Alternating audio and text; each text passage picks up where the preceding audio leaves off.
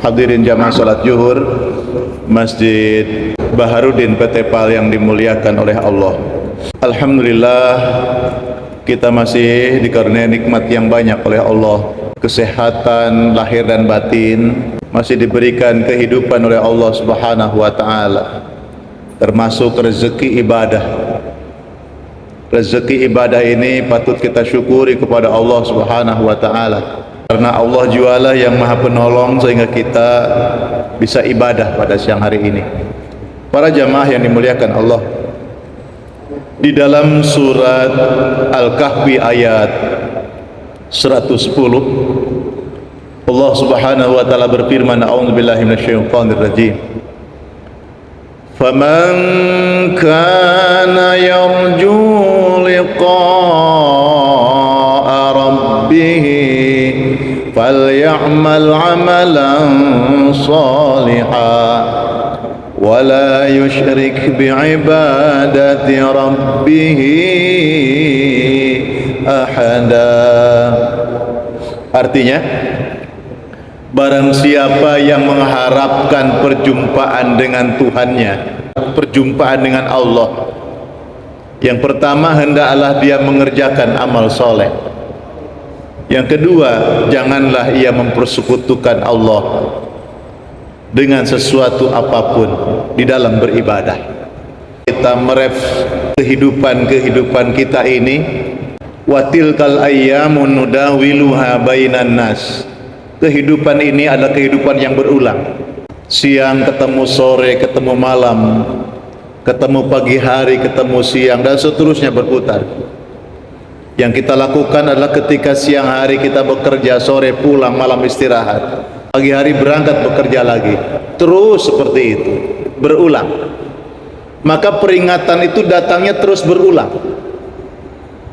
Jadi kalau ada ayat Al-Quran disebut ayat yang berulang, As-sab'ul masani minal Qur'anil azim, surat Al-Fatihah, itu berulang-ulang. Sebab manusia itu harus diulang. Mengapa tawaf sampai 7 putaran? Itu diulang. Mengapa kemudian sa'i harus diulang? 3 balikan ditambah 1, 7 balikan. Sholat 5 waktu itu harus diulang. Jadi hidup ini pengulangan. Bedanya adalah waktu. Ternyata setiap hari kita bertambah umur, setiap tahun kita bertambah tua. Sebentar lagi kita akan menghadapi kubur yang kita tidak tahu. Maka kata Allah, cita-cita seorang hamba Allah itu yang tertinggi adalah ketika seseorang itu ingin berjumpa dengan Allah. Dan tentu perjumpaan yang dikehendaki adalah perjumpaan di dalam kebaikan, di dalam nikmat yang besar. Makanya ada ayat Al-Quran, ada nikmat yang istimewa bagi orang-orang yang dimasukkan ke dalam surga oleh Allah, adalah mereka yang mendapatkan kesempatan melihat Allah. Jadi kira-kira kalau kita berkunjung, bertamu ke rumah, ke tempat seseorang, lalu nyampe di rumahnya, dipersilahkan masuk, tapi tuan rumah tidak ada. Allah juga menetapkan surga itu seperti itu. Jadi ada orang-orang mendapatkan nikmat tambahan dari Allah. Orang masuk surga itu alhamdulillah, tapi bagaimana istimewanya ketika dia diperjumpakan dengan Allah Subhanahu wa taala.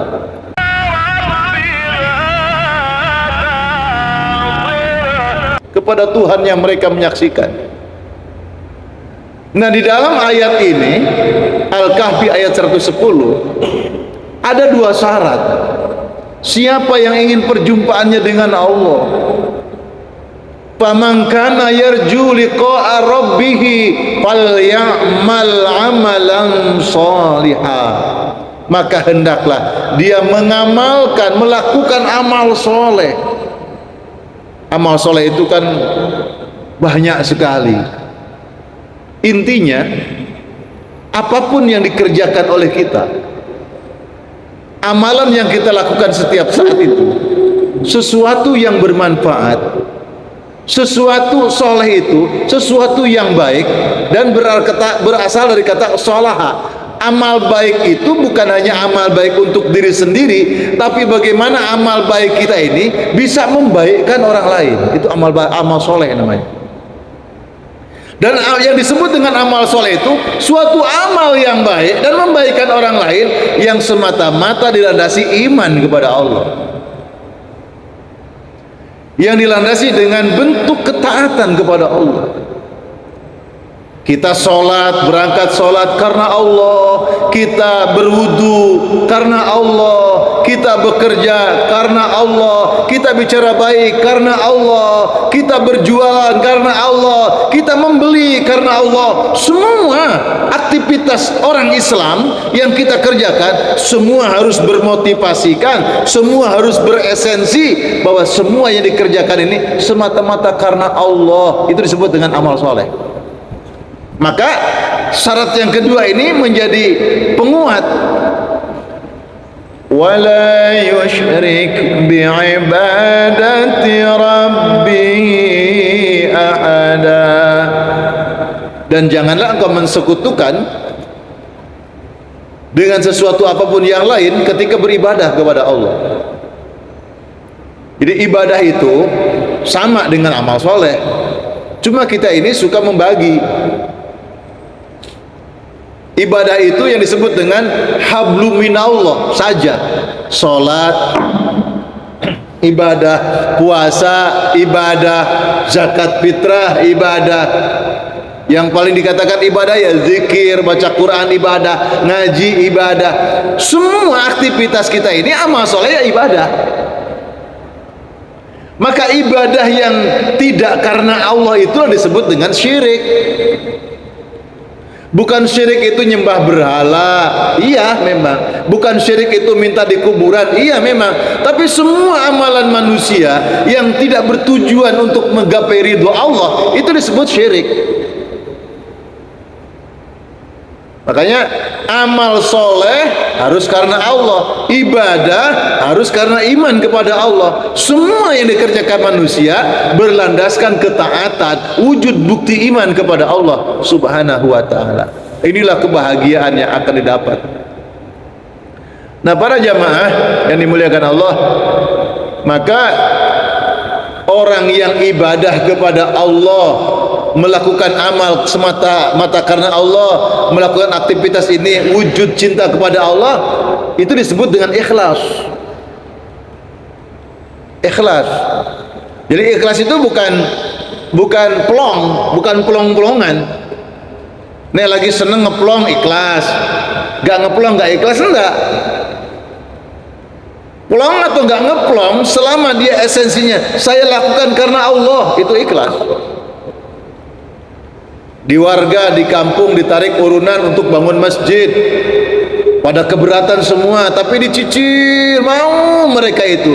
Nah, ketika mereka mengamalkan itu walaupun berat, tapi dia tahu ini untuk Allah. Man bana lillahi masjidan banallahu lahu baitan fil jannah. Siapa orang yang mau membangun masjid karena Allah, maka akan dibangunkan sebuah rumah yang indah di dalam surga Allah Subhanahu wa ta'ala. Dia menunaikan amalan seperti itu walaupun berat, dia tunaikan. Itu namanya ikhlas. Jadi ikhlas itu bukan lagi longgar bisa membantu, ikhlas. Lagi seret tidak bisa membantu, tidak ikhlas. Atau ketika kesulitan terus tidak melakukan sesuatu, tidak ikhlas, bukan.